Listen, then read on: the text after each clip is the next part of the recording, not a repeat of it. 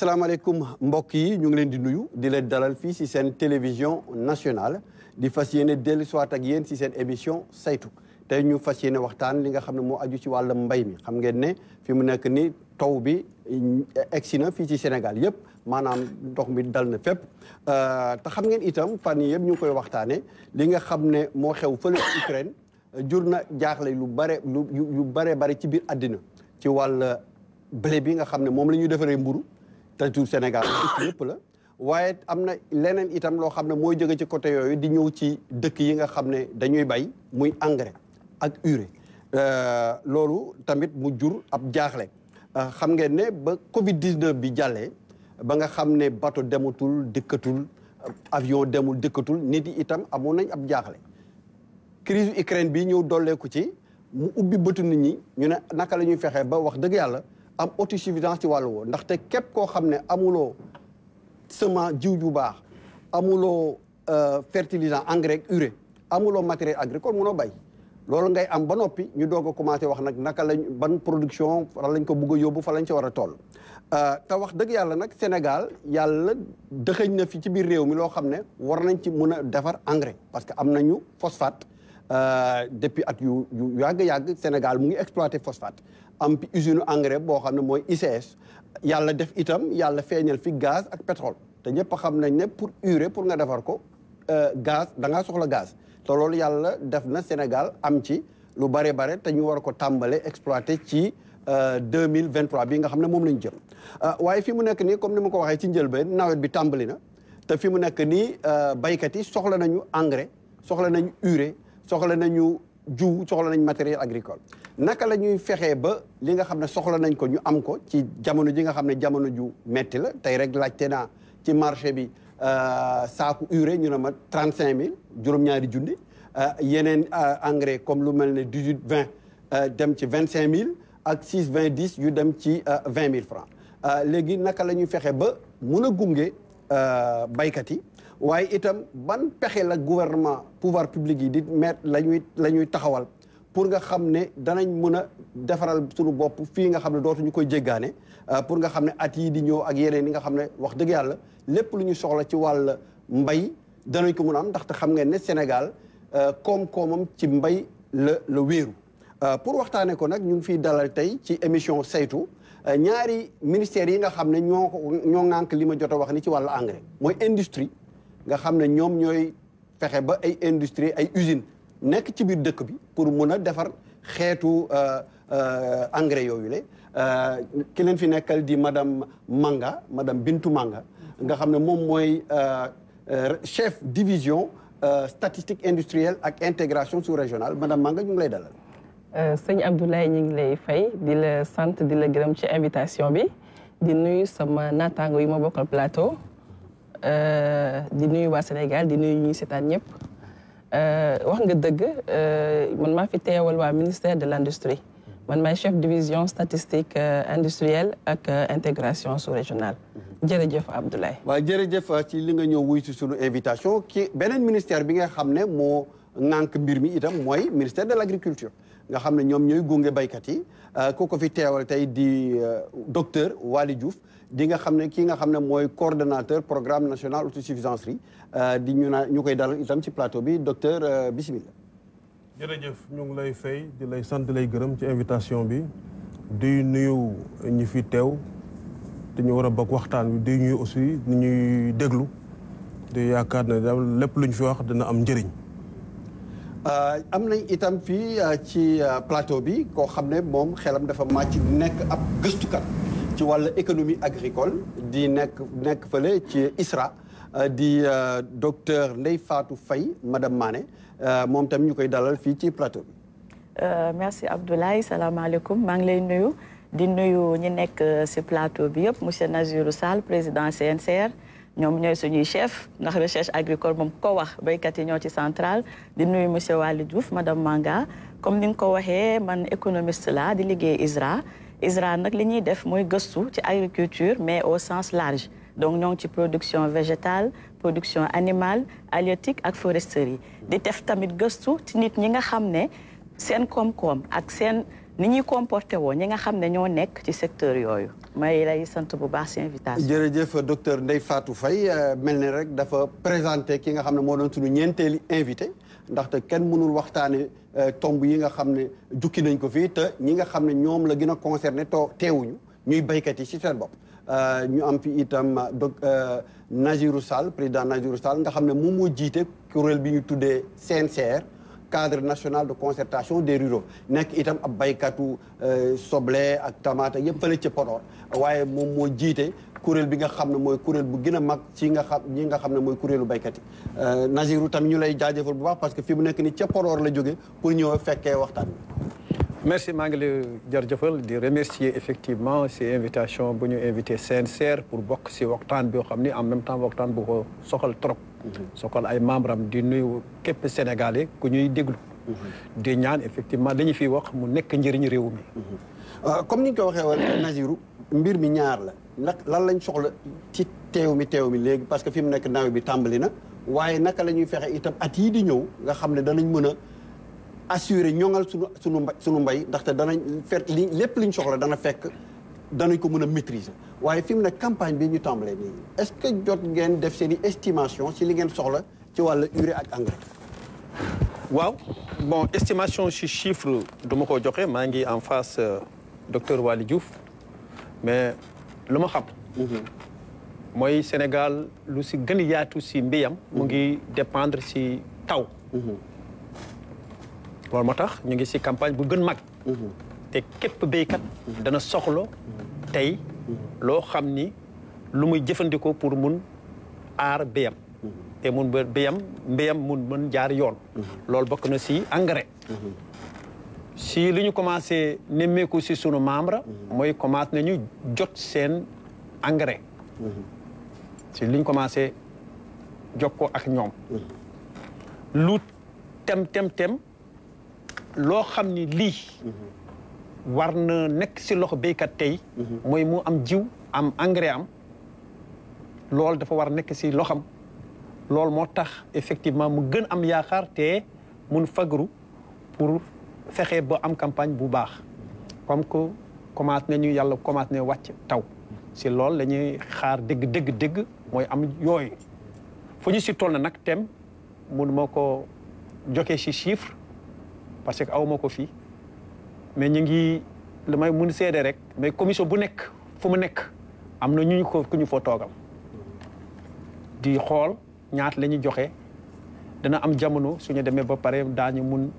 def lu ñu doon def parce que ñun suñuy préparer campagne dañ koy suivre suñu demee ba ñu joxe li ñu war a joxe dañuy dem topp lu ñu ko joxe suñu demee ba campagne bi di jeex en même temps ñu defal suñu bopp suñu évaluation. loolu la ñuy dundee ak suñu mbootaay yi ak waa Sénégal yëpp. si loolu yëpp daan si en même temps joxe ay information si réew mi bi yëpp. lii la tem mooy si lool lu ñu si defoon ñu gën ko yokk ñu gën si gaaw. docteur Waly Diouf xam nañ ne ci wàllu fertilisant yi maanaam engrais ak urée dafa am loo xam ne baykat yi dañ koy utal seen bopp am yenn yoo xam ne état bi moo leen ci jàppale yéen nag yéenay saytu loolu yëpp li ngeen joxe ak li ngeen joxe yëpp est-ce que fi mu nekk nii Sénégal ñaata la soxla ci ay tonnage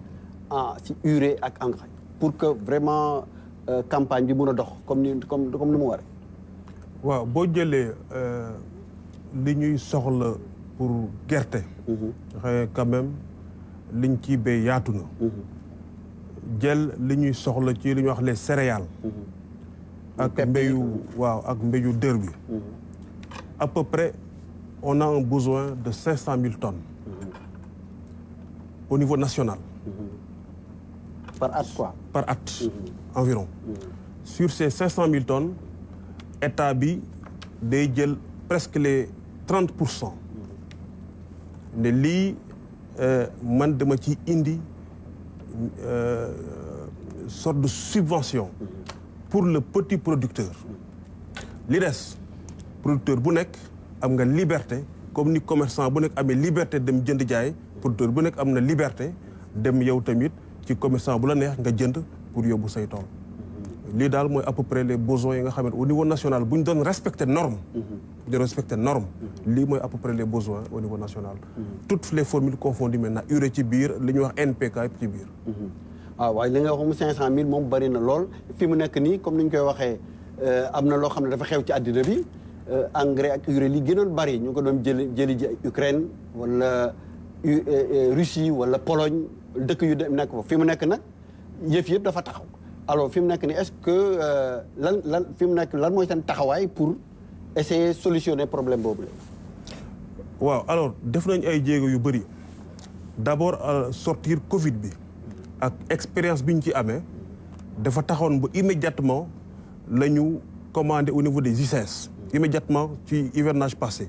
lañ commandé des ICS au niveau des ICS pour cette campagne là. donc commande bi ñu defoon ICS tàmbalewul bi ñuy waajal maanaam bi campagne bi di waaj a egsi ci immédiatement ci hivernage passé lañ ko ne hivernage prochain dañuy def commande pour am suffisamment de NPK en tout cas par rapport ak commande état bi loolu benn élément la. deuxième élément ñu ne képp kuy jéegaani engrais tamit ñu fexe ba teel la wax ne yow demal teel a la jóg teel a dem jéegaani mais bi ñu demee sur le marché international ñëpp constaté ne njëgu engrais bi dafa yokk lool. président sensible ci affaire boobu yokk budget campagne ministère agriculture quasiment 10 milliards yi mu ci yokk yëpp ci augmentation prix engrais bi moo ko absorbé. beneen élément bi ndax comme seetlu lañ ne Sénégal ba léegi amagul autosuffisance production engrais benn bi la ñuy produire te doyul muy NPK bi beneen bi urée kenn du ko fi produire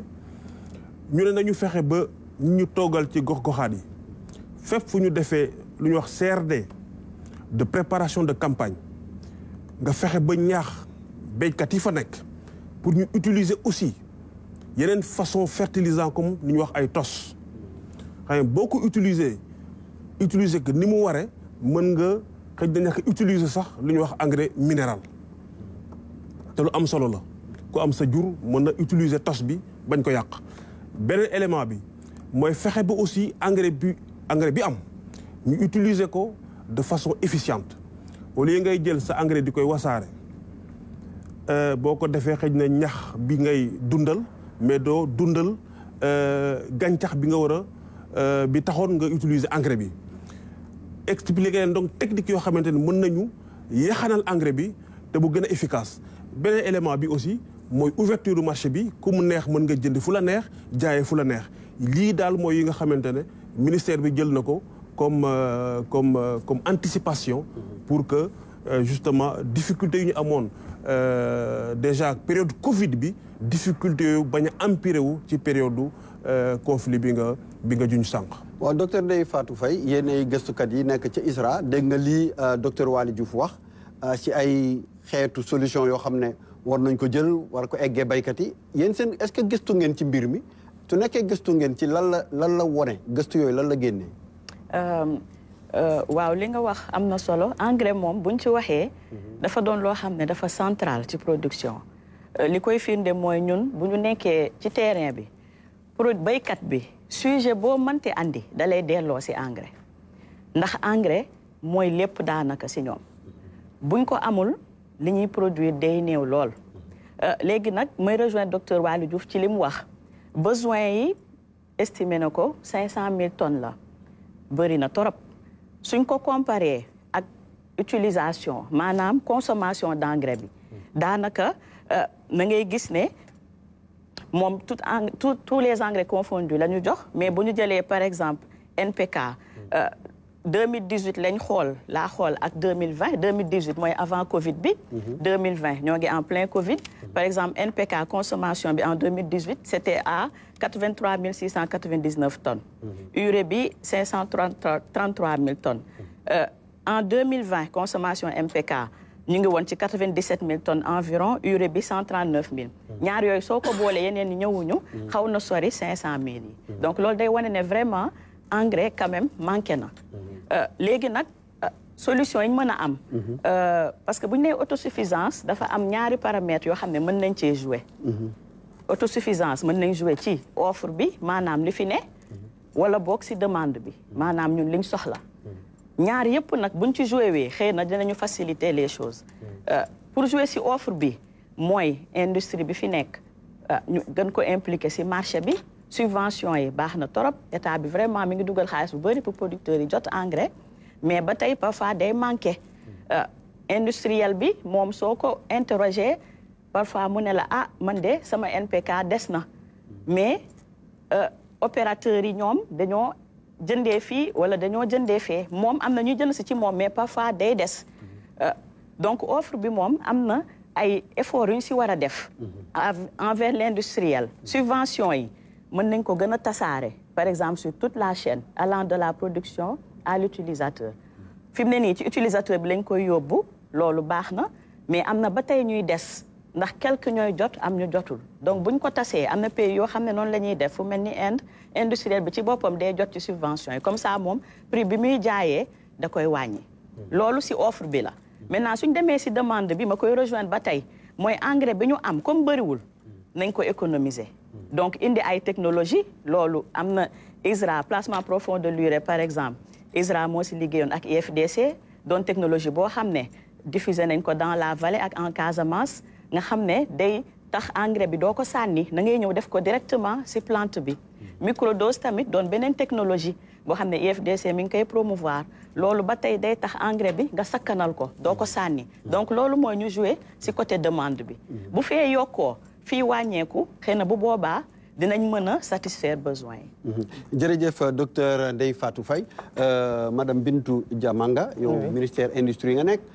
xam nañ ne Sénégal am na benn usine bu fi nekk bëriwul ci sous région bi ay usines yu mel noonu mooy bi ICS boo xam ne Sénégal moo ko fi tabaxoon dans les années 80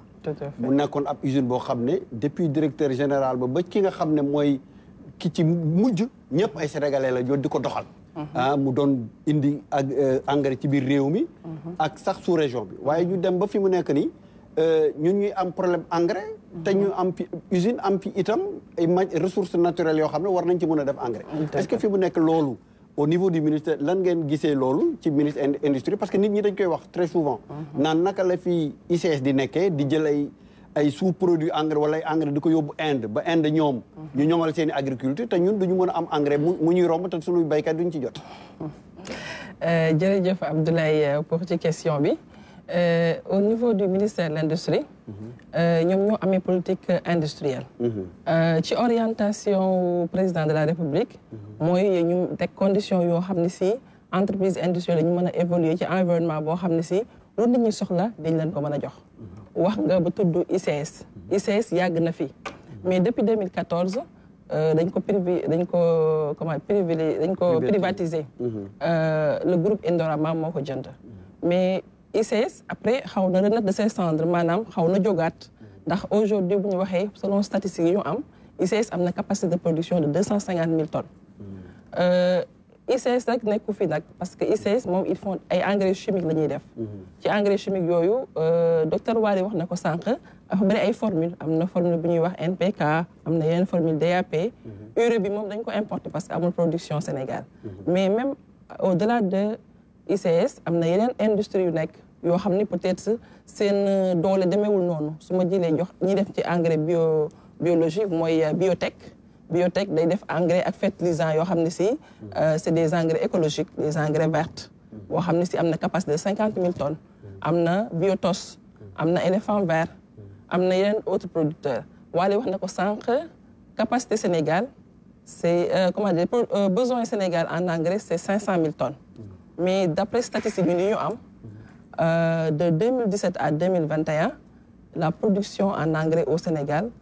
mu ngi tourner autour de 550 000 tonnes donc xam nga ni c'est un besoin largement couvert de 2017 à 2021 selon les études de IFDC yoo xam ne si ñoom dañuy def chaque année une étude xool lan mooy production engrais bi lan mooy consommation bi lan mooy importation bi lan mooy exportation bi docteur madame Mané wax na ko sànq nee na ci statistiques yi ñu am et man aussi tamit statistiques yi ma am la consommation est très faible ci production boobu ma wax 550 000 tonnes. parce que nee nga li ñuy produire fii bari na. bëri na. waaye li ñuy nemmeeku mooy soo demee si sunu tool yi. si sunu baykat yi li ñuy utiliser engrais ko est-ce que engrais bi. loolu nag nekkul di dem ci yeneen réew waaye pas si Sénégal. dëgg la foofu laa doon ñëw ndaxte 2/3 production boobu lu ci bëri dañ koy exporter. loolu xam naa sama naataango waa agriculture dina ci xanaa joxe tontu bu gën a kii parce que ñun comme ñun dañuy def conditions yi nga xam ne usine dañuy mën a produire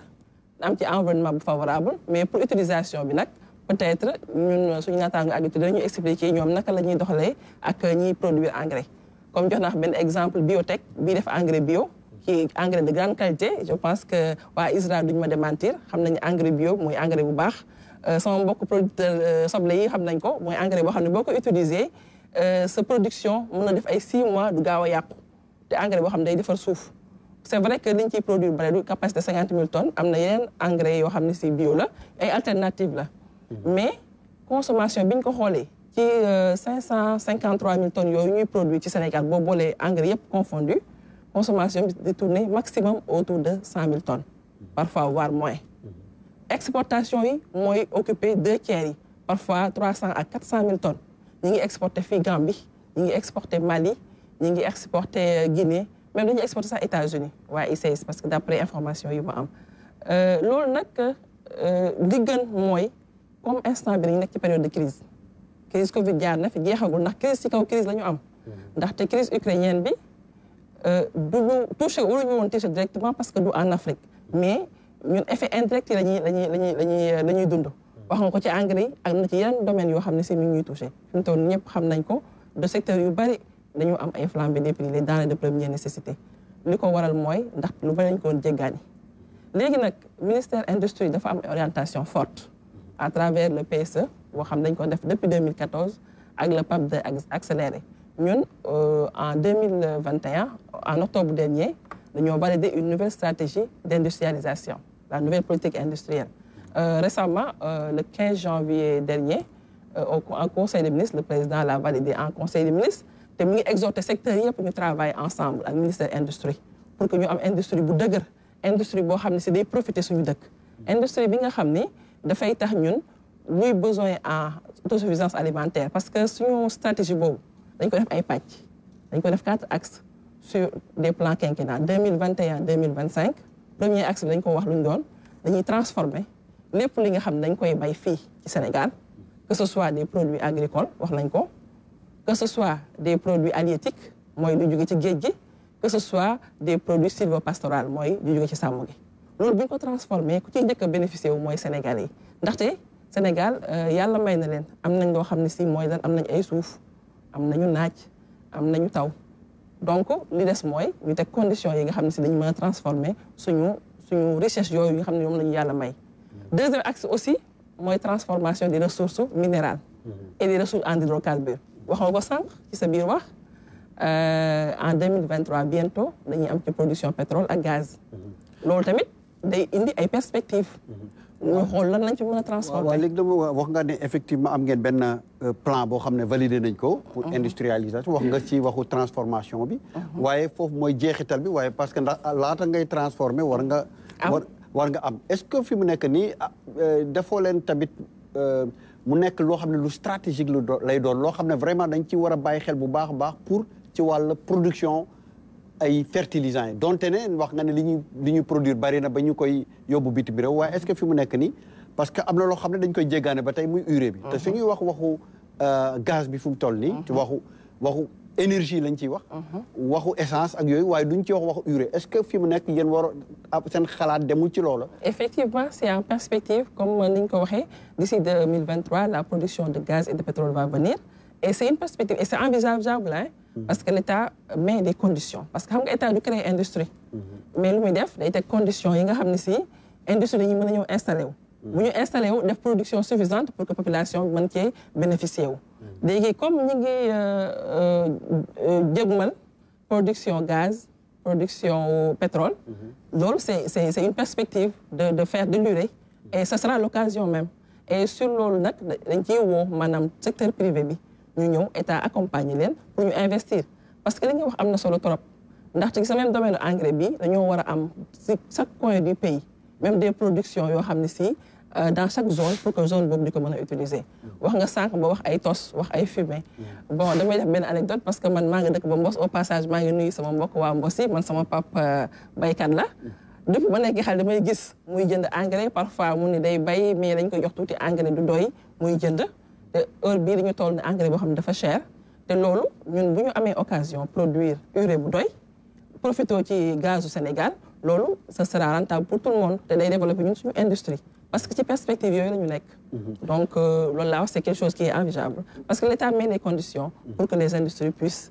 marcher pour que les secteurs parce que avant tout le secteur agricole, en amont, il y a les fertilisants, mais le secteur agricole doit nous produire des matières premières de bonne qualité et en contrepartie, on les transforme pour développer ce danañ ci ñëwaat ci wàllu industrie bi est-ce que industrie ñu ngi dox lu tax nan la ñu war a def ba ñu moo gën a dox danaa jox itam kàddu gi docteur Waly Diouf mais laata may koy jox ma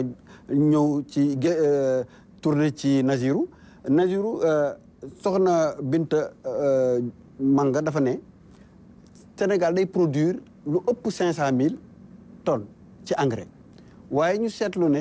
engrais boobu ñuy produire Sénégal jëfandikoo wuñ ko biir Sénégal li ci gën a bari dañ koy exporter ñun ñu jël fi ay opérateurs ay privé yoo xam ne ñoom dañuy jóg dem bitim réew jënd ji fa engrais ñëw di leen ko jox lu tax loolu est-ce que engrais bi ñuy jëli ji ci biti moo baax te suñu bos baaxul wala lu xew. jërëjëf xam nga. mbir bi suñ ko bëggee wax dama siy wax ñaar ba ñett mbir. benn bi temps bu ñu waxoon ICS nañu ko privatiser ak Sonacos. béykat Sénégal li ñu waxoon. si loolu laa de ñëwaat béy dañu waxoon. day am loo xam ni nit day koy moomal boppam. réew daf koy moomal boppam. dañu dem ñu gis président de la république temps boobu ñu bind ko mémorandum ñu ni ko da nga bëgg jaay Sonacos. da ngay bugg jaay ICS xamal ñaari lu ñu représenté ci Sénégal du caaxaan nañu fexe même suñ ko waree jaay ñu koy jënd ne nekk waa réew mi mu nekk moomil réew mi ICS lu muy produire moomuñu ko ku ko moom mooy ku ko jënd dama jënd fu gën am prix foofu lay jaayi daaw ñun ak ministère de l'agriculture maa ngi ko wax en face Waly nguur gi def na pexe yëpp temps bu ñu augmenter engrais waa ICS li ñu bëggoon mooy augmenter seen engrais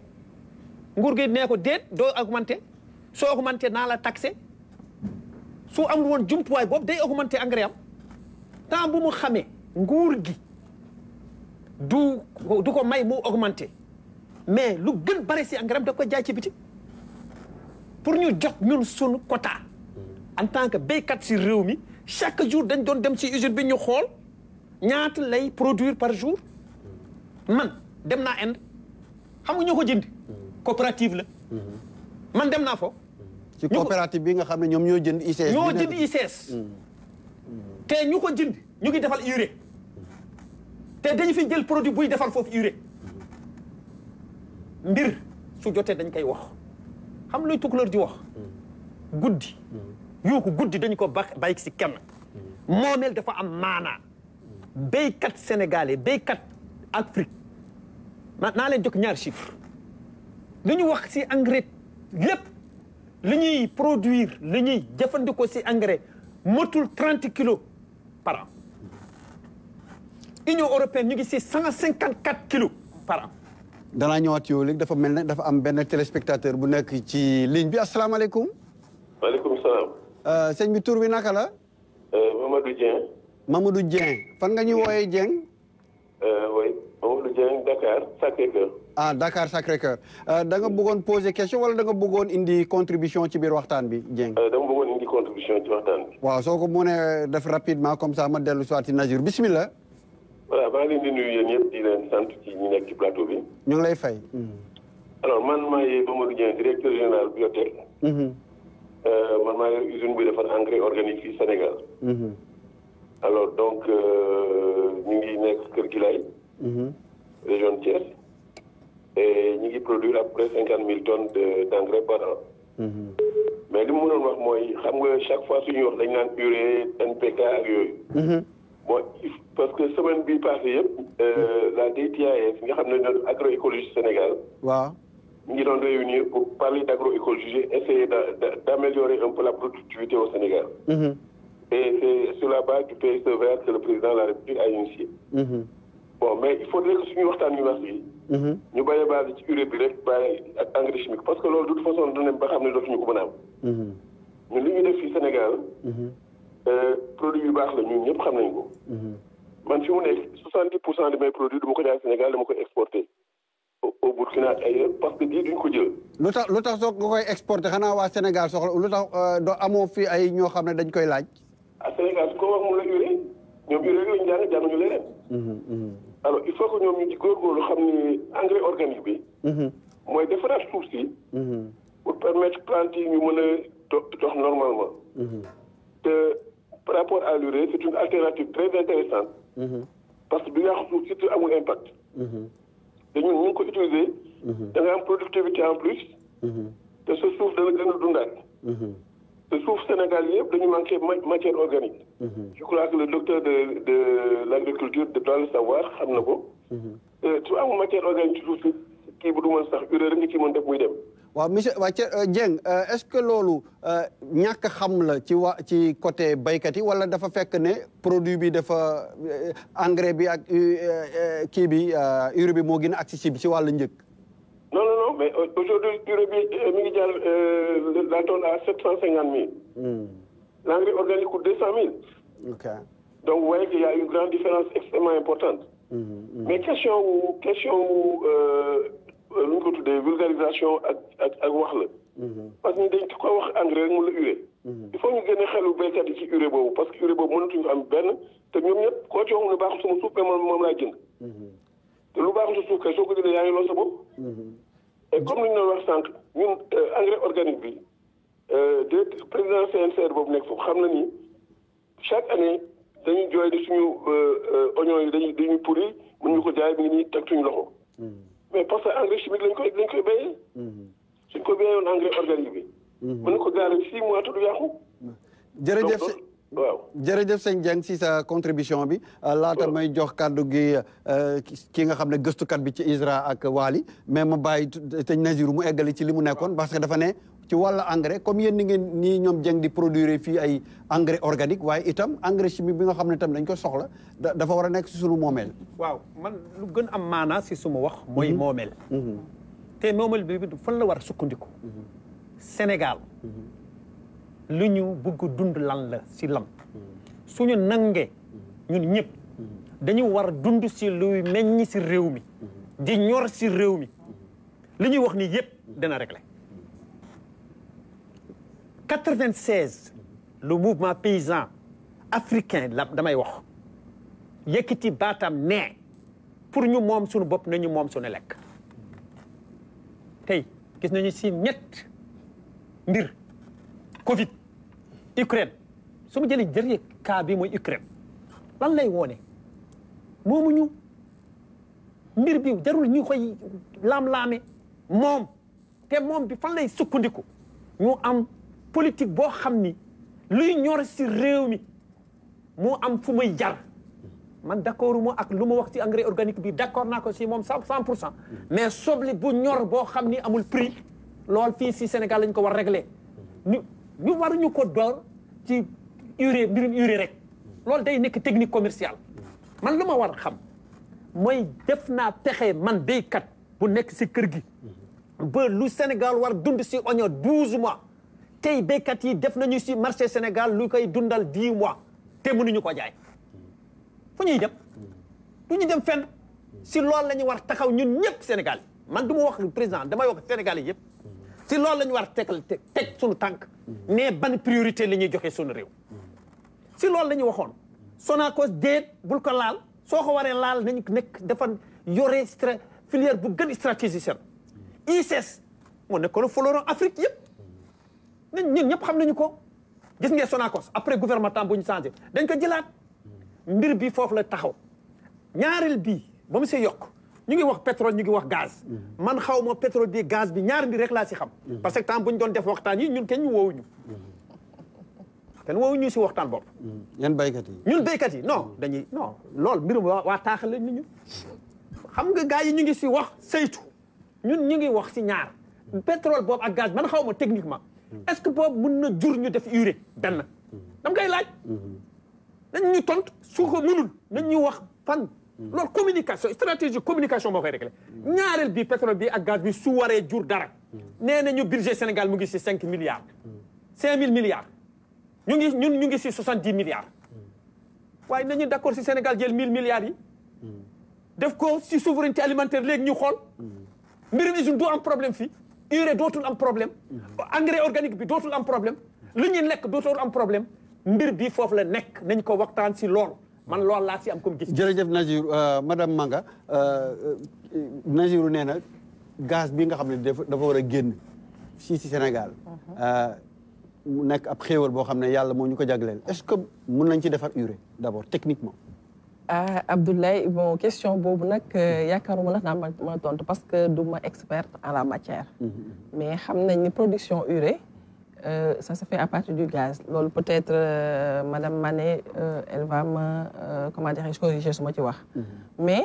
ay perspectives la. parce que wax nañ ni ñiy produire urée c'est à partir du gaz qu'ils le font mais man je ne suis pas experte en la matière. mais s'il y a possibilité ce sont des perspectives yoo xam ne mën nañ koo explorer. waaw beneen laaj bi mooy UCS comme ni ko Nazirou waxee léegi c'est fleuron la woon maanaam industrie Sénégal.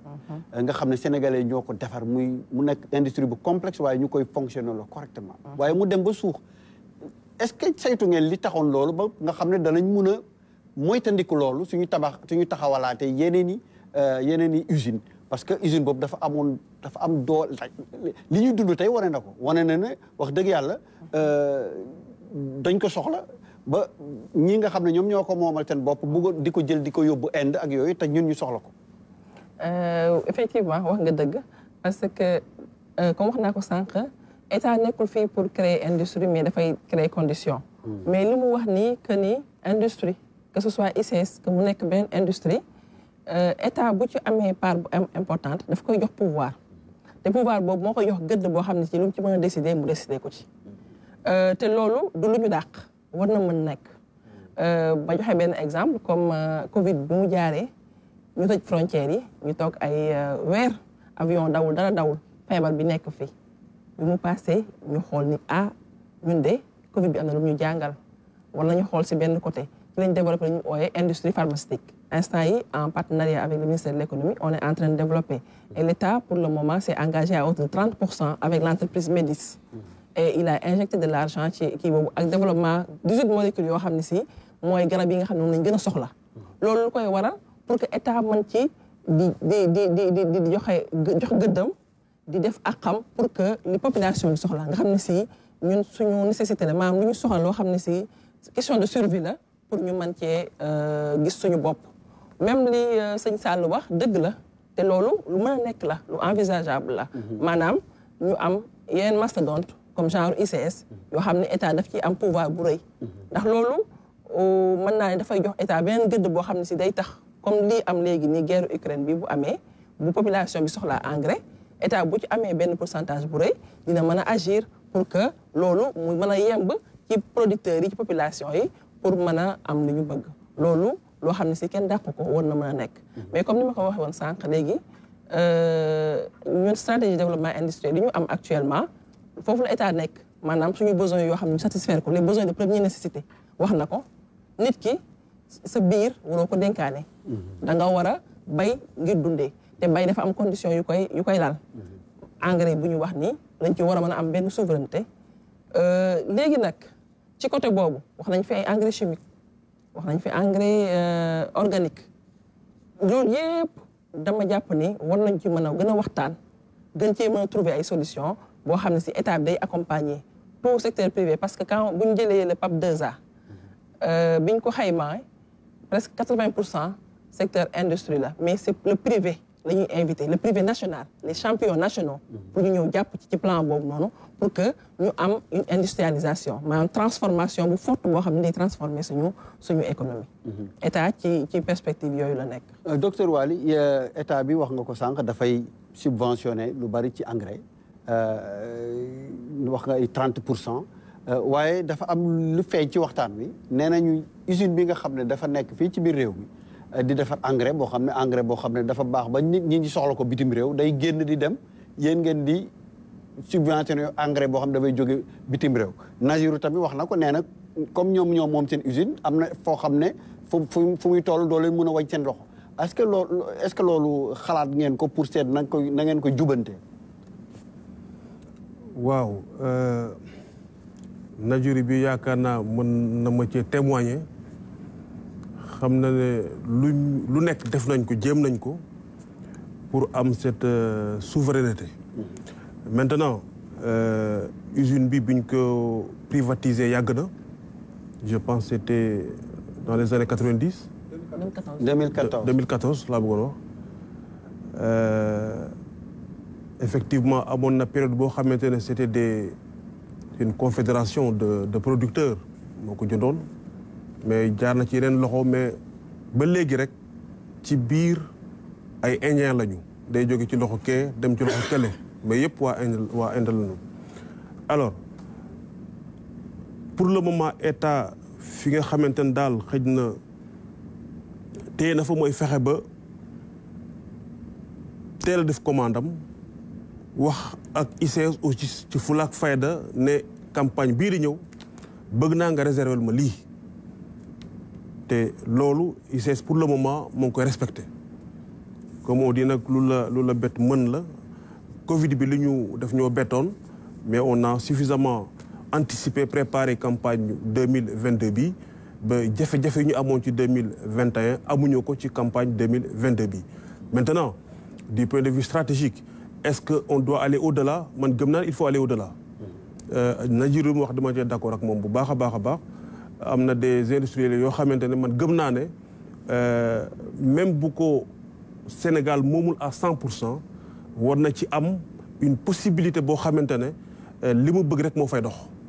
te gëm naa ne usine buy produire engrais fii dans un pays en développement comme le Sénégal usine boobu ci la bokk. yow nga ne réservé ngeen ci campagne bi ñaata ngeen réservé. pour le moment presque 64,8% ci li ñu soxla NPK.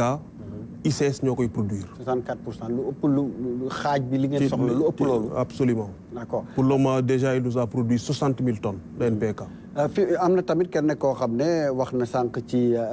intervenir la mooy ki nga xam ne mu ngi doon wax ci wax engrais bio bi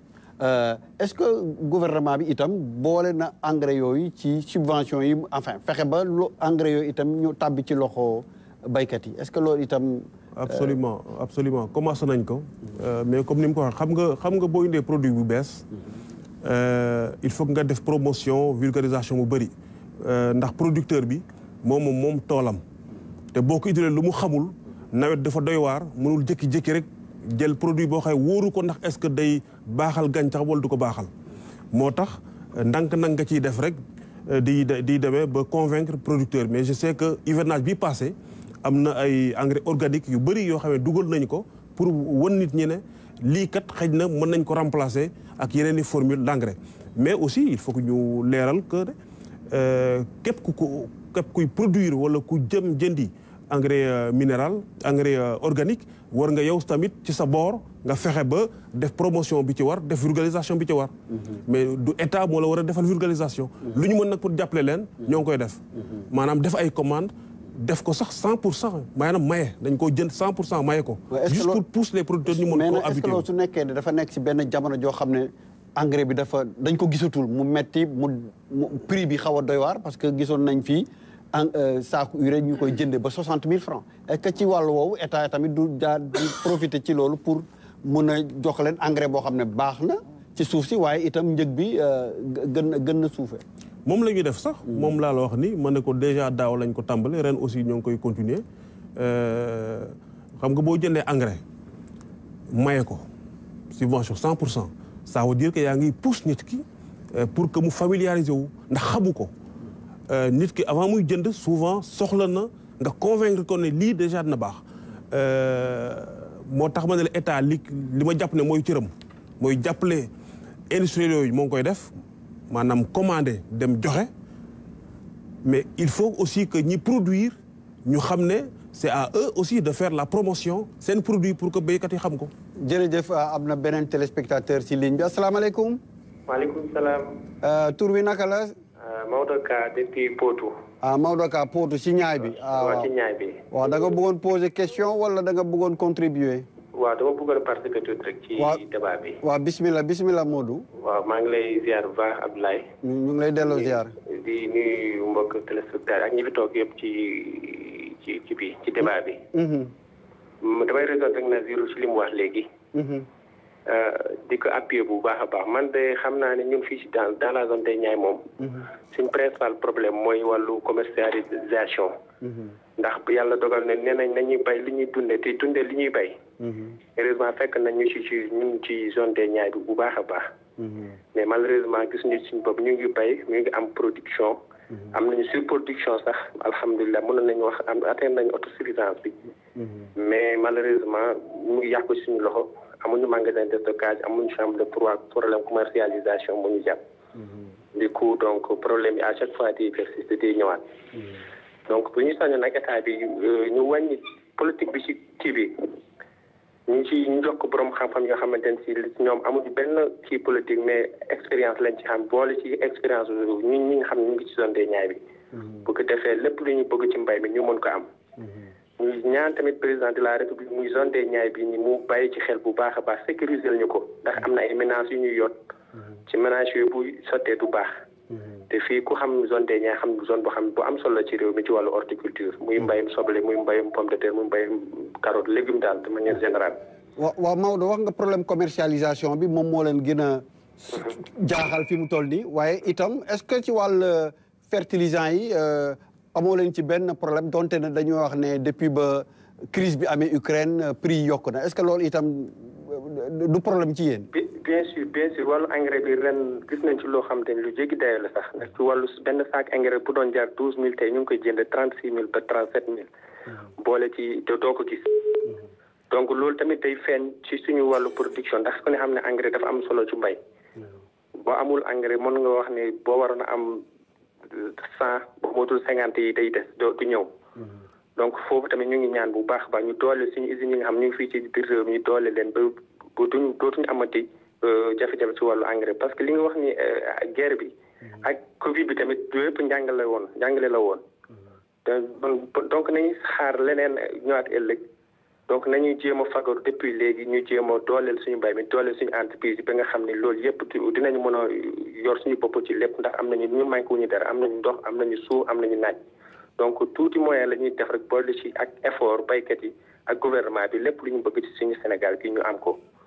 jërëjëf Maodo Ka nekk fële ci Potou ñu ngi lay jaajëfal bu baax ci participation bi nga participé ci waxtaan bi ñu jox kàddu gi docteur Ndeye Fatou Faye am na ñaari laaj yoo xam ne dañ la ko laaj mooy ci wàllu urée bi ñu waxoon est-ce que suñu gaz bi mun na dimbali ñu am ko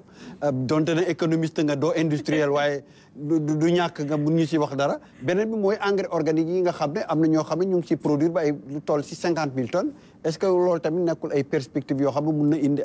ay solutions. waaw merci Abdoulaye. Première question bi moom foog naa maak madame Manga ñoo si yem comme duma experte domaine boobu. peut-être après techniciens yi xëy na ñooy am information yooyu. mais deuxième question bi moom mën naa si répondre bu baax. parce que loolu ay perspectives la yu ñu am ñun en termes de recherche. liñ naan transition agroécologique. maanaam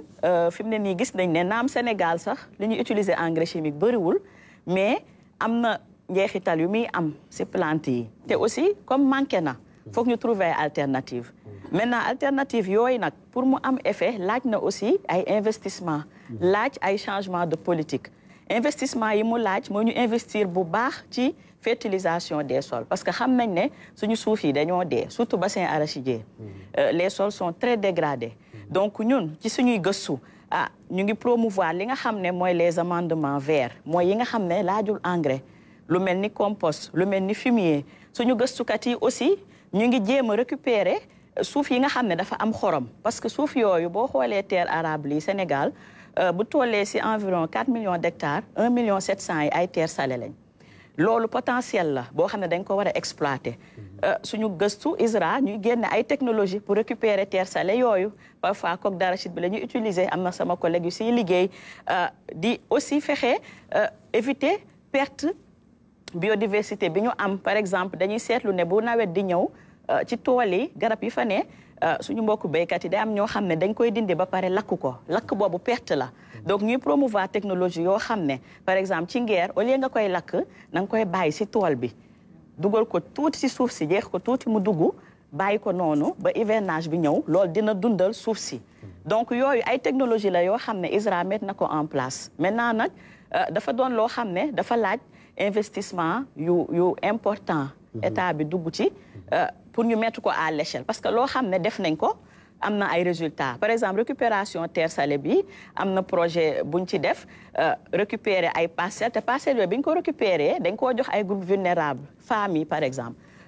ànd ak ñoom gunge leen bañ mën a sécuriser parcelles yooyu te xam nañ ne Sénégal producteurs yi ñu ci bëri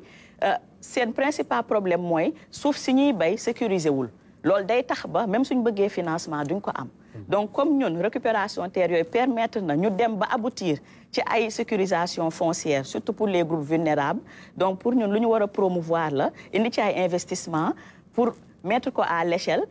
dugal ci pas seulement l'ISRA ñun recherche la ñuy def certes mais ANCAR a ngi fi pour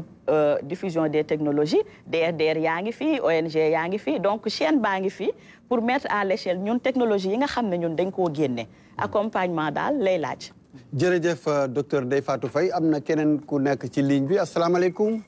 maaleykum salaam sëñ. sëñ bi tur bi naka la ak fan nga ñuy woowee. man maay Cheikh Ndaw. Cheikh Ndaw fooy wootee Cheikh. man maa ngi wootee Kaolack. yaa ngi côté Kaolack te Saloum. waaw Saloum waaw. lan moo doon laaj bi wala contribution bi. waaw man contribution daal laa bëggoon def tuuti. waaw bismillah. waaw ndax boo xoolee. ICS ñu ngi doon defar engrais bu bëree bëri. waaw. vraiment président def na ci ay efforts yu bëree bëri. léegi nag. boo xoolee chaque année. paysans yi day gën a jox. engrais bi. mais ñi nga xam ne day béy toute l'année. mooy ñi nga xam ne dañoo am jardin yi. di soxla urée ak 10-10-20. léegi boo xoolee boo demee ci magasin presque amatul léegi. léegi nag vraiment boo xoolee techniciens yi ak ingénieurs yi. vraiment man dégg naa li ñuy def ci mbalit mi ne mbalit mun naa dem ba nekk ay engrais. loolu aussi beneen porte boo xam ne bu Sénégal góorgóorloo vraiment dina mën a am indépendance ci affaire engrais. ndax fii Kaolack dégg naa côté Ndiafat ñu ko def usine bu nganda boo xam ni incha allah bu paree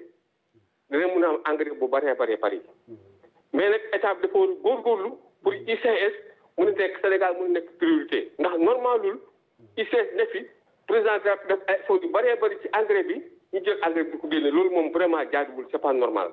loolu moom vraiment président de la République war naa gën a góorgóorlu ci loolu quoi maa ngi leen gërëm di leen sant. jërëjëf Cheikh Ndaw fële ca Kaolack madame Manga. comme ñu dellu si waat rek ci ICS. dafa amoon sax benn projet extension ICS xaw ma ñu wax projet ba mu ngi continuer am déet mais est-ce que projet yooyu bu nekkee ne mun na antu est-ce que xel mun na nangu Sénégal war a mun a dugal ci capital pour mun a di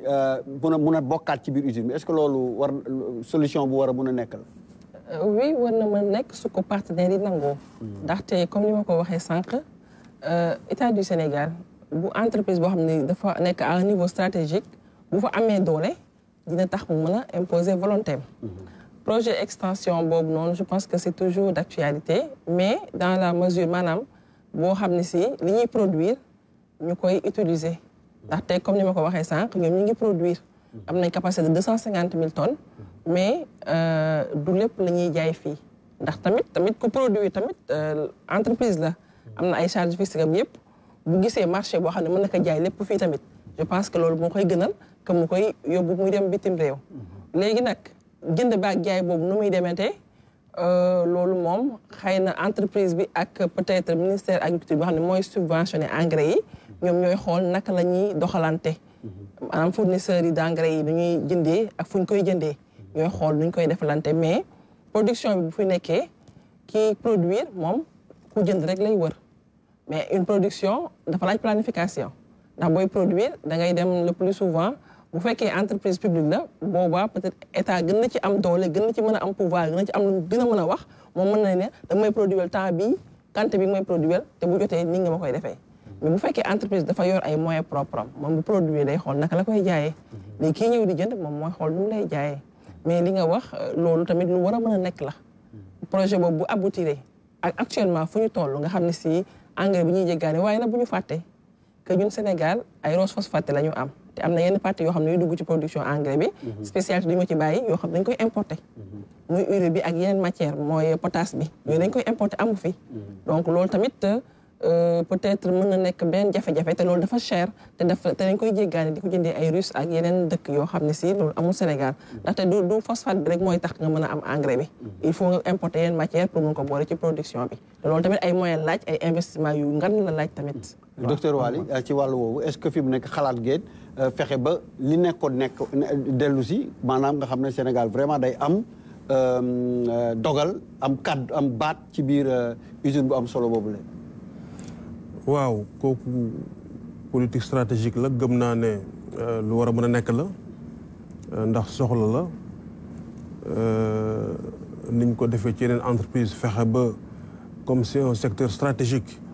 ñu ne état mën na joxe une partie pour faciliter la modernisation de l'entreprise mais aussi am doole autant au niveau du conseil d'administration qu'au niveau de la direction générale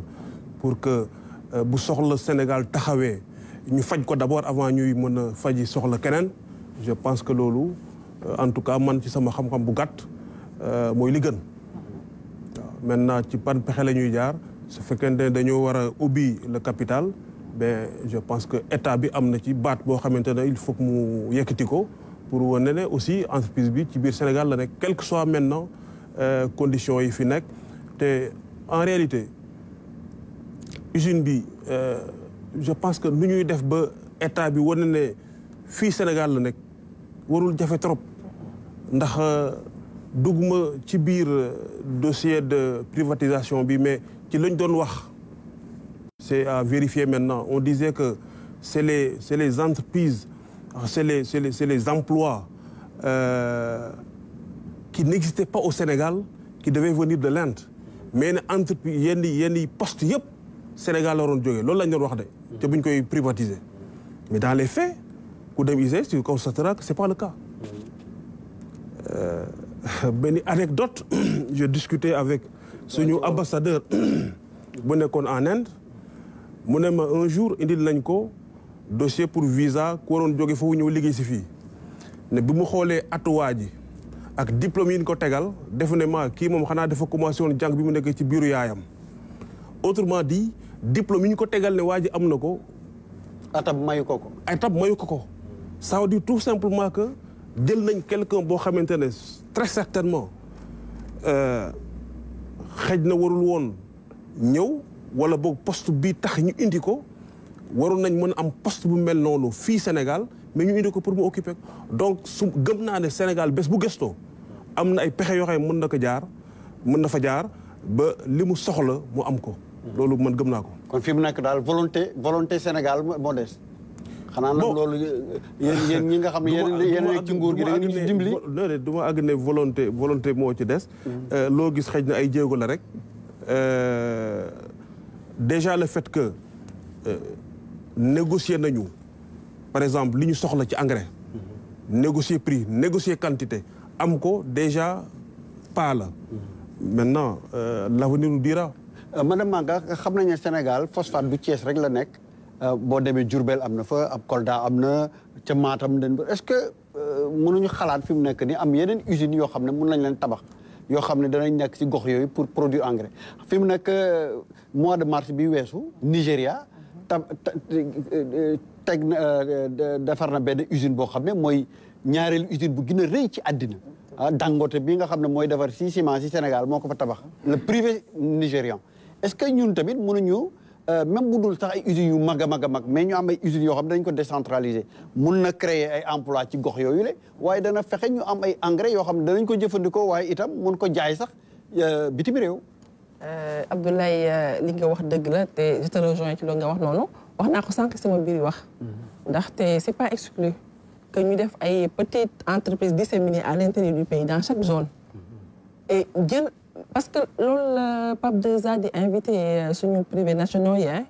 pour que ñoom ñëpp ñu ñëw sum dugg ci liggéey bi sumb ci maanaam ñëw investir ku nekk gox ba nga def par exemple man sama genre gi dëkk Saloum bu ñu amee ñoo xam ne si am nañ tuuti koom-koom xool Saloum xam ne Saloum dëkku mbay la mooy bassin arachidier ñu jëm fa def une unité de production boo xam ne si engrais la ñuy liggéeyal boo xam ne si ñun waa Saloum am na ko dugg léegi ci télé bi intervenir di wax ni am na benn usine bu ñuy def jaafat ci biir ay waxam lu ma dégg loolu c'est à encourager te l'État loolu lay mettre en place par exemple à travers notre orientation politique industrielle on appelle tous les champions nationaux on appelle tous les secteurs privés pour que ñu ñëw xool li nga xam ne ay secteur stratégie la ñu investir fa pour que ñun ñu am benn souveraineté te loolu je pense que lu mën a nekk la te warul nekk lu jafe donc loolu perspective boo xam ne si ñun ci loolu la ñu nekk dañoo bëgg tout ce qui est besoin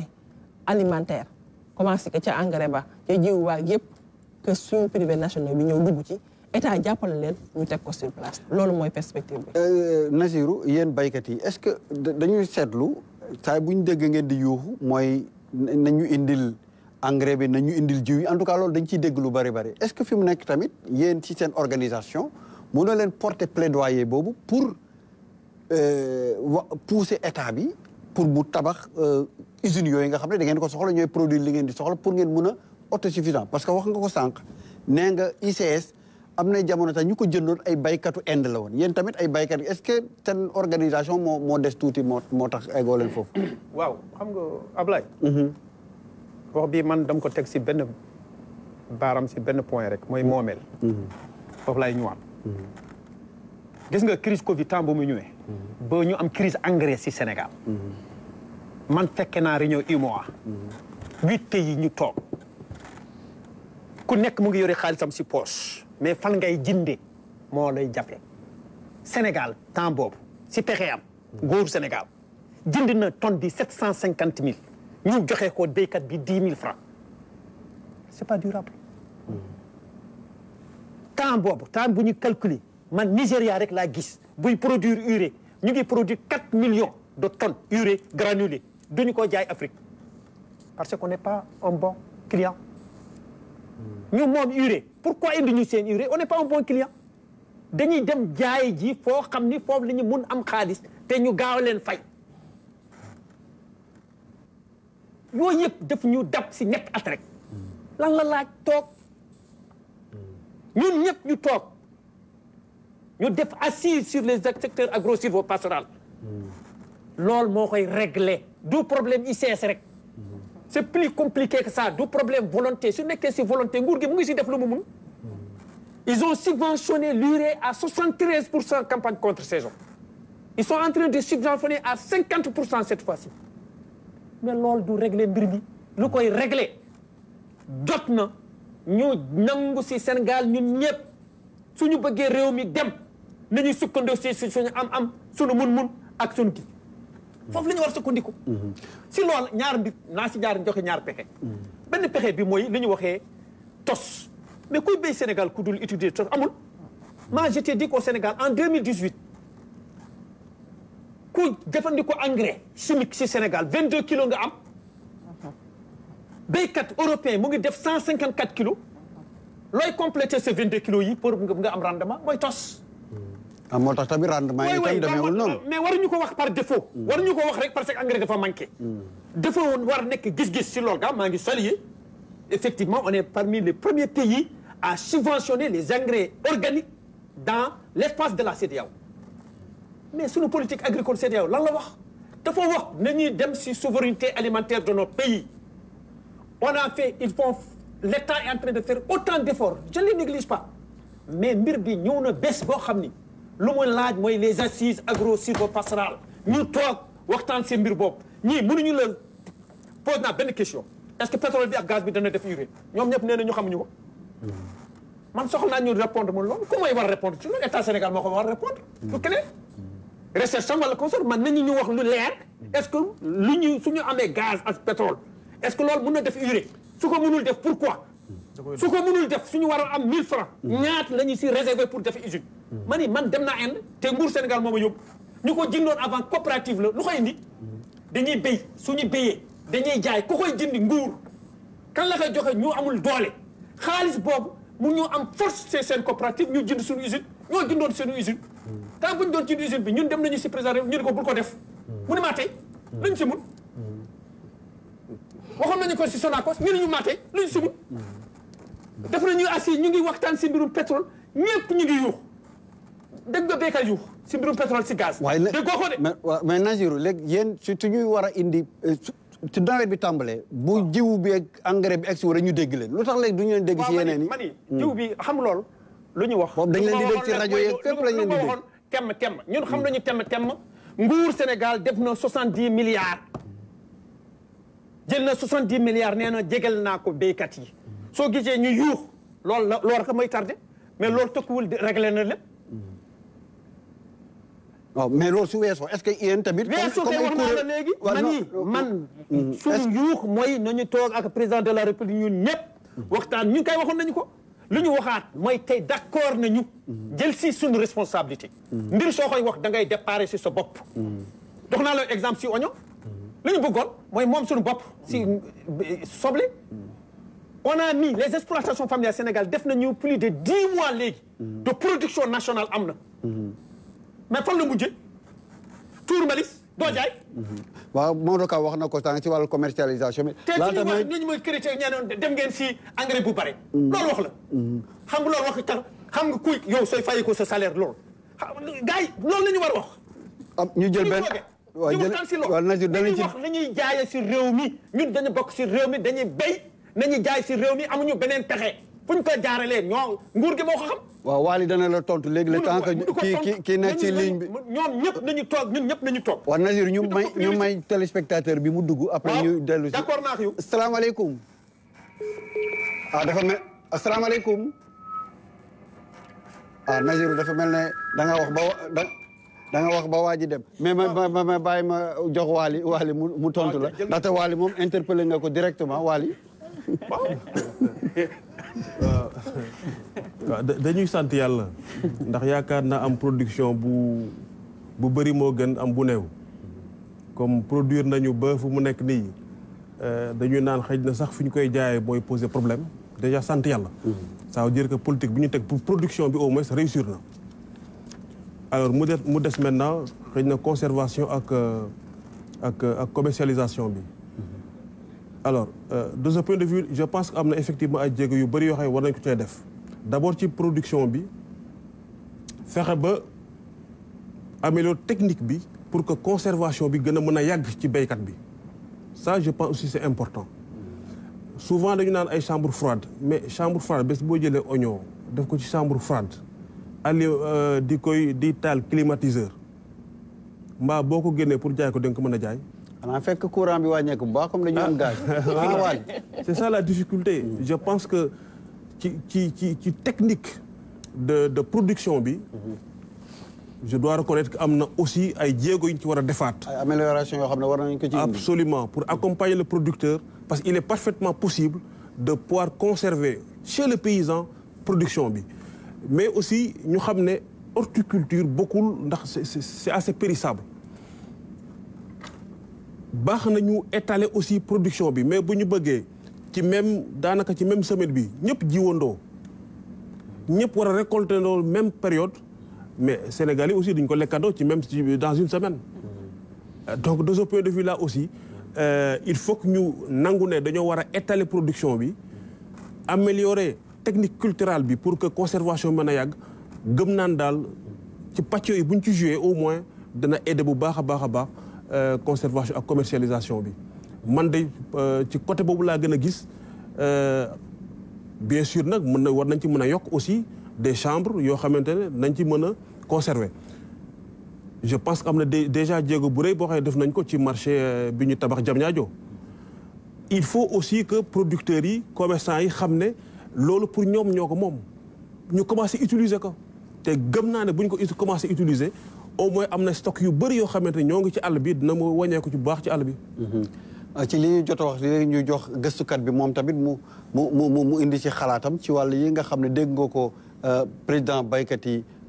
président CNCR wax ko ak tontu bi nga xam ne Waly indi na ko. waaw je pense que président CNCR li mu wax am na solo. parce que agriculture moom acteurs yi dañoo bëri. ñi ci nekk dañoo bëri moom li muy woote mooy assise agro-sylvo-pastorale. Je pense que lu war a mën a nekk la. pour discuter ensemble du secteur. loolu ñun recherche dinañ ci gis suñu bopp parce que li ñuy def pour ñoom la ñoom utilisateurs yi. toog ak ñoom day doon loo xam ne suñu avantage la aussi wax leen ñun lan lañ leen mën a defal ñoom tamit lan lañ ñu mën a andil li ñu andi ndax ñoom baax na si ñoom ndax ñoom bëgg nañ ko ñoom li ñu bëgg ñu wax ñu ko comme li mu wax marché engrais moom dafa bëri problème je pense pas que lépp sax mën nañ koo wax fii parce que du question subvention kese wala question industrielle kese dafa laal aspect yu bëri dafa laal aspect économie politique dafa laal sociologie laal na lu bëri parce que ñi ne ci acteur wër ko dañoo varié du nekkul ne benn catégorie de personnes rek ñoo nekk ci marché engrais bi noonu aussi nga leen di retrouver ci marché semence donc ñun gëstu li ñuy def mooy ñun tout le temps li ñuy promouvoir daal mooy marché mu fonctionner subvention kenn du ne baaxul baax na parce que am na ñoo xam ne boo subventionné wul duñ mën a accéder ci produit bi mais orientation yi ñun la ñuy joxe nga defee ko noo xam ne daal dina mën a bénéficier ka ko soxla ndax subvention yi mën na ñëw ka kay bénéficier wu du doon ki ko soxla wala boog parfois engrais subventionné boobu delluwaat ci marché bi producteurs yi di ko jënd à un prix très cher bu boobaa état moo perte en fait moo ci def xaalisam mais au final que jënd daa yóbbuwaat jaayi au prix du marché producteur bi jëndaat ko au prix du marché donc réforme yooyu la laaj te effectivement réforme yooyu laaj na toog waxtaan ku nekk gisi sa bopp producteurs yi je pense am nañu rôle bu important buñ mën a jouer man maa ngi doon dégg même Sonacos bi ñu koy privatiser bëggoon nañ ko jënd waa CNCR déggoon naa loolu donc lu tax bu jëloon ko jënd xanaa amoo loolu xaalis du problème xaalis non je pense que yoroon nañ xaalis bi du problème xaalis problème ñu nangul ñu ko waaw donc su ñu nangee léegi-léegi ñu waxtaan si mbirum ICS d'accord nañu ñun waxtaan léegi mu nekkaat mbiru Sénégal léegi-léegi donc dafa xaw a complexe daal complexe na torop mais li mu wax noonu je pense que autorités yi dégg nañ ko ñi ko war a dégg nañ ko te ñu yaakaar ne dina doon luy am maintenant réponse docteur Waly Diouf moom vraiment bon du ma ci teg lu bëri parce que répondre na bien à la question xanaa ñu laaj ko mu tontuwaat rek si li nga xam ne baykat yi wax nañ ñaan ñoom wax dëgg yàlla te ñoom la ñuy ñoom ngeen di liggéeyal baykatu Sénégal ñoom nee nañu pare nañu pour dugal seen loxo ci usines yi jëndaat ko muy Sonacos muy ISS banque agricole temps bu mu jéem commencé si Sénégal ñoo njëkk jiggal si sunu loxo on est actionnaire à la LBA on est actionnaire de l'assurance agricole on est actionnaire du conseil agricole et rural ANCAR lu tax dafa nekk suñu jumtuwaay luñ ko pourquoi ñu koy defal parce que dafa nekk ay jumtuwaay yoo xam ne si loolu la ñu war sukkandiku pour suñu métier mun dem su nguur gi nanga léegi ñu toog waxtaan si mbir yoo xam ne si lool pare nañu docteur waaw xam nga coopérative indienne bi jëndoon ICS wax na sànq ne demoon nañu Inde man mi maa leen yóbbuwoon Inde te bi ma koy préparé dama leen ne woon benn jublaayoo laa ci am comme benn coopérative la fexe leen ba boo leen demee ngeen fexe am relation ak coopérative booba ba am loo leen grignoté ci action yi donc xam nga def nañ ci ay jéego mais ñoom bu ñu demee defuñ ci dara. def nañu de bind nañu suba ma wàllu firnde. ah bon en tout cas man maa leen fa jiitu waxtaan ak ñoom ne leen man dinaa fi indi seeni collègues sénégalais te su ma sañoon entreprise ba fa nekk muy ICS ñoom bu ñu ñëwee ngeen xool symboliquement laa leen waxoon symboliquement loo leen mën a jox comme action ci biir ICS bu ci principe bi ñu ne ma d'accord nañu symboliquement duñ jox dërëm bi ma ñëwee ma waxtaan ak ñoom pexe ba ñoom ñu dem mais bu ñëwee bu ma leen laajee vraiment ba léegi joxuñ ma résultat bu concret. kon ka xanaa saytu woo leen mbir mi. parce que bu nekkoon toog ngeen ko xanaa saytu war ngeen ko mën a xam tool defoon suivi bi docteur. lii moo xew. Ablaye waaw ñun saytu nañu ko.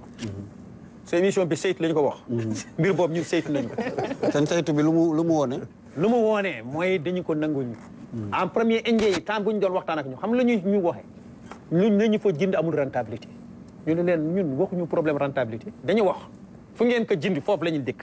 te li ngeen fii def loolu dañu bëgg def suñu réew may leen ñu dugg ñu ñëw bind rapport def ko suñu ministère tutelle foofu la ñu mun def jaar de fu ñu mun jaar moom moo dindoon billet yi de non dem moo xool si archive yi est-ce que tontu nañu mais su man suñu ma waxee naa génne firnde naa ko génne. waaye léegi est-ce que dem nañu si premier ministre si loolu. est-ce que mun nañ jàpp ne ba léegi loolu weesugul docteur wala loolu. non gaw ma ne lu wees la xam nga entreprise moom dès l'instant où moom day jóge ci loxo bi dem ci loxo bële. donc commerce la rek. te man gëm naa effectivement que ne muy secteur privé bi muy organisation de producteurs yi war nañ leen mën a jox ab pàcc action ci biir société ICS ndax dañ ko soxla seen jumtuwaay la donc war nañ ci mën a am seen part war nañ mën a bokk sax ci conseil d'administration bi. jërëjëf docteur laata ñuy xam na li ñu dese ci temps bariwul torop wax nañ lu bari ci wàllu fertilisant yi ci wàllu urée yi wala engrais yi waaye itam da ngeen soxla ay jiw yu baax yéen baykat yi soxla itam matériel agricole madame Manga dañu seetlu ne Sénégal yow docteur Waly taay bu ñuy équiper sunuy agriculteur lu ci gën a bari dañuy dem jéggaane bitim réew ay matériel indi ko muy pompe muy ay moissonneuse ak wala mu nekk ay tracteur ak yu demee noonu naka la ñuy fexe itam ba am ay champion nationaux ci wàllu matériel agricole am na usine bu fi nekk bu tudd Sismar est-ce que baaxul ñu def ay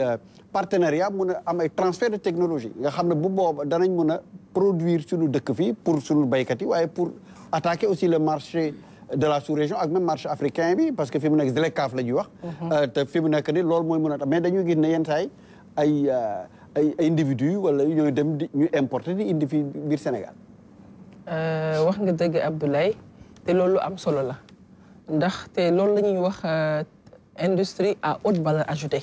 mooy matériaux agricoles yi mais dafa nekk genre industrie boo xam ne si dafa laaj ay investissement yu lourd yu am solo yu am maanaa surtout les matériaux agricoles les machines et autres waxoon naa ko sànq ci sama biir njëlbéenu wax que Sénégal dafa revoir maanaam dafa xoolaat politique industrielle am ci politique industrielle def na ko ñeenti pàcc ci axe 4 bi développement des industries de haute technologie en utilisant les innovations technologiques et l'industrie 4.0 loolu loo xam ne si état Sénégal mi ngi koy mbëbët à travers les orientations de la politique industrielle ñi ngi ci loolu te loolu tamit li ma foofoon sànq dama koy répété waat dañ ciy woo suñu secteur privé bi parce que état war na ci mën a collaborer ak ñoom comme entreprise bi nga lim léegi mooy Sismar ñu xool nu ñuy def ak aussi en partenariat avec le ministère de l'Agriculture parce que ñoom ñooy usagers yi ak les producteurs ñu ñuy def ba gën a fortifier industrie créé waat yeneen industrie pour ñu mën a am matériel agricole bi ñuy soxla sans que ñuy dem di ko jéggaane parce que lu réel la depuis ba Sénégal nekkee ba léegi si ñun mbay dañ koy def bon maa ngi fàttaliku bu ñu nekkee xale ñuy bay ak petit matériel yi et cetera mais léegi agriculture dafa toll foo xam ni dafa soxla la machinisation comme ni ñu koy waxee pour am ay rendement yu am doole donc matériaux yooyu nag il faut que ñun Sénégal ñu xool nag lañ mën a def di ko mën a produire fii ci Sénégal et à travers axe 4 boobu noonu ñun am na ay jéego yu ñu ciy def te jéego yooyu noonu je pense que dina baax ñu associer ci les différents acteurs muy le ministère de l'Agriculture les producteurs comment faire pour que les champions viennent investir dans ce secteur. Docteur Waly comme ni ko madame Manga waxee ne dañuy état bi dafay fexe pour secteur privé bi dugal loxoom ci secteurs yi waaye dafa fekk am na ñoo xam ne déjà ñu ngi ci. est-ce que te yéen ngi subventionné matériel est-ce que ci biir subvention matériel boobu comme ni ngeen di def ak ICS di dem di jënd foofu seen i produits est-ce que yéen ngi jàppale itam ces champions nationaux là pour que nga xam ne ci at yi nga xam ne dana ñëw Sénégal am ci vraiment taxawaay bu dëgër. Absolument mën nañu partager en deux grands blocs ñu wax équipement dans le monde rural en tout cas pour l'agriculture. am na yoo xam le petit équipement ak l'équipement motorisé gis nga lépp luy petit équipement kooku fii lañ koy jënd fii lañ koy fabriquer fii lañ koy jënd vraiment amul amul bitim réew amul dara fii la ñuy fabriquer fii lañ koy jënd alors maintenant l'équipement motorisé c'est là où ça pose problème am na ñoo xamante ne effectivement ñoo ngi fii Sénégal di jaay aussi gouvernement comme di jaay les autres acteurs mais di monter ici au Sénégal maanaam dañu indi les pièces détachées monter ko fii foofu am na fay ay usines boo demee Diamniadio da nga fa gis ay usines yoo xam ne dañuy monter des machines agricoles comme am na ñuy importer difficulté bu ñu amagum foofu mooy Sénégal fabriqué gul moteur bés bu ñu demee ba commencé di fabriquer ay moteur bu boobaa maintenant effectivement lépp lu ñu soxla muy petit équipement muy équipement motorisé boobaa dañ ko mën a liggéey au Sénégal mais kooku nag xëy na invite la bu ñuy def pour que aussi le secteur privé puisse investir dans l'industrialisation ndax de ce point de vue là je pense aussi am na daal marché yu bëri yoo xamante ne am na ay niches yoo xamante ne ñoo ngi fi te daal secteur privé bi dafa mel ni daal tabax bâtiment moo leen gënal wala def commerce tuuti mais daal bu dee investir ci usine buy produire parfois. mais est-ce que am na incitation aussi parce que nit ñi dañu fépp foo xam ne danañ ci am koppar rek danañ ca dem est-ce que état bi mu ngi inciter tamit correctement pour que nit ñi dugg ci. man de gëm naa ne incitation moom en toute sincérité am na fi lool bari na fi lool ndax boo seetloo appui yi nga xamante ne l'État du Sénégal def na ko def moo xam ci équipement moo xam ci intrant moo xam ci fan boo jël bëriwul réew yi koy def en tout cas dans l'espace CEDEAO. parce que docteur d'habitude yeneen dëkk yi état yi bu ñuy importer ay mbir dañuy wax ne transfert de technologie na am bu ñuy def transfert de technologie boobu dañuy gëstu xool ab acteur bu nekk ci dëkk bi boo xam ne moo gën a méngoog loola ñu ne àndal ak kii ba ci jëmm jamono kooku mun def loolu est-ce que jot ngeen def loolu ñi nga xam ne ñu ngi def fii di defar ay matériel agricole ngeen boole leen ak ñi nga xam ne foofu ngeen bëgg jëli ji ay tracteur pour bu jëmm jamono ñu mën a defar ay tracteur wala da ngeen koy jox rek ay individu ay nit yoo xam ne ay opérateur la ñu nag ay commerçant rek la ñu doon maanaam. waaw déedéet boo seetlee d'ailleurs usines yi fi nekk di def montage maintenant loolu moo la fi indi. maanaam bés boo naree am contrat état souvent dañ lay imposer du doon tracteur boo xam ne dañ koy monter fa la indi mais dañ lay imposer déjà boo ñëwee fii foog nga tabax fi usine buy monter. tabax fi aussi usine buy indi ce qu'on appelle les pièces de rechange pour que bu amee lu ci yàqu nga mën ko fa trouver mais de toute façon rek dañ koy liggéey feneen indiwaat tant que amuñu ici des usines qui fabriquent justement outils yooyu ba léegi day des. loolu nag moom moo fi manqué gu. Nazirou yéen baykat yi lan mooy seen gis-gis ci tomb bi. waaw sunu gis-gis kay man waxoon naa ko naam kay damay wax rek xam nga loolu yëpp lu muy wax secteur privé man d'accord naa ak ñoom si loolu mais lu koy indi mooy toog waxtaan suñu toogoon rek si at bu nekk ñun dañuy dem woote loi la loi agro-sylvo-pastorale Sénégal premier article am nee nañu at bu nekk nañu toog ñu def bilan suñu secteur agro-sylvo-pastoral halieutique loolu su fonctionné li ngay wax dana fonctionné prévu bi dana ñu jaaykat engrais organique bi dana ñu ku bëgg defar urée dana ñu ku bëgg transformer dana ñu loolu moo doon loi bi pour ñu appliquer ko loolu waa li nga koy war laaj du man mais xam naa ni loi bi daal loolu la wax nee na at bu nekk président de la république ne présider benn rencontre agro-sylvo de bilan suñu toogoon ci bilan bi la ñu fiy wax yépp daañu si wax lu mot amul yàlla rek moo ko moom mais soo demee ba liggéey ba pare soo toogee nga def bilan daa def beneen jéego loolu la ñuy soxla loolu mooy régler li ñu fiy wax su dul lool dañuy def entrée par fenêtre nañu dugg par buntu mbir mani yuux guddi dañ ko bàyyi si benn loxo yuux bi tey Sénégal yëpp moo si war jàpp lan la dañu war moom suñu bopp si lekk pour ñu moom suñu bopp si lekk dañu war am ay jumtuwaay yoo xam ni daf ñuy dimbali ñu am ko loolu fañ koy am mooy toog waxtaan d'accord si dara jëf ko suñu paree jëf ñu xoolaat si li ñu jëf li ñu si war yokk maa ngi si augmenté loolu tegul état bi deful effort wax naa la ko man réunion crise UEMOA maa ko fekkee maa toogal repas yëpp jour boobu j'étais très fier d'être sénégalais c'était le seul pays qui a acheté la tonne à 750 000 stratégiquement et qui venait de donner ça à 10 000 francs neexoon na ma mais temps bu ma xoolaatee marché mondial bi ba ñu waxtaan si mbir yi ma xam ne ñun fu ñu dem bariwul benn ñuy jaay engrais tey dama leen di wax mu leer ñu koy jaay urée ñu koy jaay nee nañu Afrique nekkul client bu baax amul mënul du gaaw fay commerçant su jaay kon lay bu ku borom xaalis loolu suñ ko bëggee saafara toog waxtaan mbir bi man foofu laa ko teg du ma ko wax par point globalement nañu assurer ñu toog am benn assises en partant de la loi agro-silvopastorale daañu régler problème yi ñun Sénégal yëpp ñoo ko moom xam nga Ablaye ñun yaa ñu may occasion bi tey kenn gis ñoo ñu saag si réew mi kenn jóg ñoo ñu sànni keer lu ñu yore mooy sunu lamine dañuy wax rek suñu paree nguur gi lu mu siy def baax na man ñun amuñu culture boobu ga suñu paree ñu ñëpp suñu kër déglu ñu dafa war jot na de si ñetti at ñeenti mbir ñëw na fi avion dewutul bateau demutul daar dërsuwul yeewu nañu jënd fi 54 états yónni benn président demal gis benn président rek si réew mi adduna bi pour nga ñaan ko nañu may urée ñu loolu ku tiitul amul Sénégalais bu nekk africain bu nekk war na tiit si loolu toog waxtaan si mbir yooy ñu xam ni du problème mbir président ñu xam ni du moom rek moo koy régler même su amee volonté bi il faut ñu ànd ak moom ñu ngi reconnaître tous les efforts faits mais doyul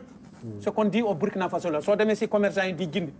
way soo waxee 1000 francs ñu ne la waa c'est bon mais c'est pas arrivé def nañu 70 milliards c'est bon mais c'est pas arrivé mettez 1000 milliards en 5 ans ngeen xool réew mi dana dem. jërëjëf beneen kii ñu jox docteur Ndeye Fatou ci li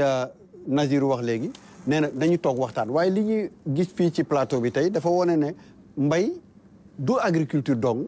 industrie bu ngi ci waaye commerce wax nañ fi sax waxu commerce wax nañu waxuñu ndox mi mais ndox a ngi ci est-ce que toog boobu muy wax rassemblement yooyu dafa war a am nuñ ko xalaatee pour ñëpp war ci mën a bokk pour ñu xalaat de manière globale. waaw loolu lu mën a nekk la parce que mbay chaîne de valeur la ñun bu ñuy def suñuy recherche ci chaîne de valeur lañ koy def. duñu yem rek si baykat ba kese. baykat bi ñëw na kim koy commerçant baa ngi fa. kii transformé ngi fa madame Manga mi ngi koy wax sànq ba tey donc c'est important secteur transformation bi ba ci consommateur bi donc ñooñu ñun à notre échelle pour am jotaay yooyu ñun li ñuy def mooy lu ñuy woowee ay plateforme d'innovation mais xam nga loolu ñun échelle recherche la mais ci échelle recherche boobu dañ ciy am producteurs yi am ci ñun chercheurs yi am ci consommateur am ci commerçant am ci transformateur ñëpp toog di waxtaan xool lan mooy seeni problème parfois c'est pour mettre à l'échelle une technologie donnée parfois c'est pour régler des problèmes de sécurisation foncière mais ñun à notre échelle noonu lañ koy defee plateforme d'innovation aussi collectivité locale bi da ciy nekk ça dépend bu dee ci commune la wala échelle département en tout cas l'autorité publique est là maintenant moom li muy wax nag c'est à une plus grande échelle bu boobaa moom mën na am une plateforme nationale par exemple wala régionale di yéeg à des niveaux ba àgg fi nga xam ne ñoom bëgg nañ ko mais ñun à notre échelle nañ koy expérimenter daal ci anam yooyu la maintenant ci matériels yi aussi bëggoon naa si wax tuuti ce qu'on remarque mooy wax nañ ko Sénégal petit matériel moo fi dominé en plus petit matériel boo xam ne dafa màgget lool am na yoo xam ne ça date du programme agricole donc dafa màgget bu ñu defee suñuy gëstu gis nañ ne par exemple boo jëlee junniy ménage 1000 ménages 9 tracteurs ñoo disponible pour ñoom xam nga loolu tuuti na bu dee petit matériel bi sax dina xaw a tane bu dee aussi semoir dina jege 1 ba rapport 1 sur 1 mais bu dee matériel motorisé bi am na jafe-jafe torop maintenant ñu ngi wax champion mais dafa am secteur yoo xam ne mënoo ci am industrie yu bëri parce que dafa laaj ay coûts fixes pour établir usine bi loo xam ne coût fixe yi dafa diis mënoo ci am usine yu bëri benn nga si am wala ñaar parce que kenn ñëpp mënuñoo ñëw duggandoo sinon dañuy perte maintenant benn boobu ñu ciy am ñun am nañ Sismar boobu lañ mën a appuyer maintenant encourager maintenant les artisans locaux pour maintien du matériel li yàqu ñu mën ko defar ak aussi des prestataires parce que peut-être am na ñoo xam ne amuñu besoin moom matériel bi mais bu amee ku ko moom te mën ko di louer ba tey loolu baax na donc encourager prestataires yi production mais aussi dans les opérations post-récolte parce que c'est pas seulement la production nit ñi suñ béyee ba pare soxla nañ décortiqueuse parfois village yi dañuy toog di xaar décortiqueuse bu accès ci zone bi day wër di wër ngay toog di ko xaar yow ba mu accès sa village loolu dafay jël temps te day doon période boo xam ne fekk na producteurs yi sonn nañ ndax day fekk récolte précédente ba jeex na ñu yàkkamti jaay li ñu yor pour mën ko dundee donc prestataires yi pour man am na solo am na aussi ñuy innover sànq ñu ngi may yónnee ay vidéo ay prestataires yoo xam ne semoir lañ jël di ko motoriser def ci kii Jakarta di ko motoriser donc yooyu ay affaire la ay initiative la yu am à petite échelle yoo xam ne mën nañ ko encourager artisans locaux yi daal bu ñu leen si dugalee mën nañ régler problème mu accès au matériel agricole. jërëjëf docteur Ndeye Fatou Faye Waly pour ñu jeexal foofu est-ce que da ngay rassurer Nazirou parce que nee na wax dëgg yàlla. parce que may moo remercier quand même. bismillah benn baat rek. waaw bismillah dama bëgg non parce que man loolu suma nature la. dama bëgg céder en même temps ministère agriculture amuñu problème concertation ak ñoom. mais ministre bi suñ ko soxlee dana ñu recevoir. waaye daal li des daal mooy seen réunion bu mag. waaw réunion boobu nag. moom laa ko sant moom Waly. na wax ministre bi. na taxaw si loolu jeexal na. Waly. da nga eggali yóbbante bi. waaw ministre moo ngi lay dégg su ma àggee tamit dinaa ko waxaat effectivement yéen béykat yi la xam naa effectivement à chaque fois su ma dajeek ñoom ñoo ngi wax seen souhait pour di rencontrer chaque année le président de la République kooku moom vraiment wax nañ ko waxaat ko à plusieurs reprises béykat yi alors mais dès l'instant où président aussi ki mu fa teg moo leen di recevoir bés bu nekk mel na ni président moo leen di recevoir moom buntam tëju ko téléphone am fayu ko ku ko soxla jot ko donc véritablement de ce point de vue yaakaar naa ne mel na ni tous les jours yi da ngi waxtaan ak président de la République alors maintenant effectivement comme li mu ko waxee kenn mënul régler lépp ça on est tous d'accord là-dessus mais au moins yaakaar naa te damay am fierté aussi bi mu ko waxee état ni muy jàppale béykatam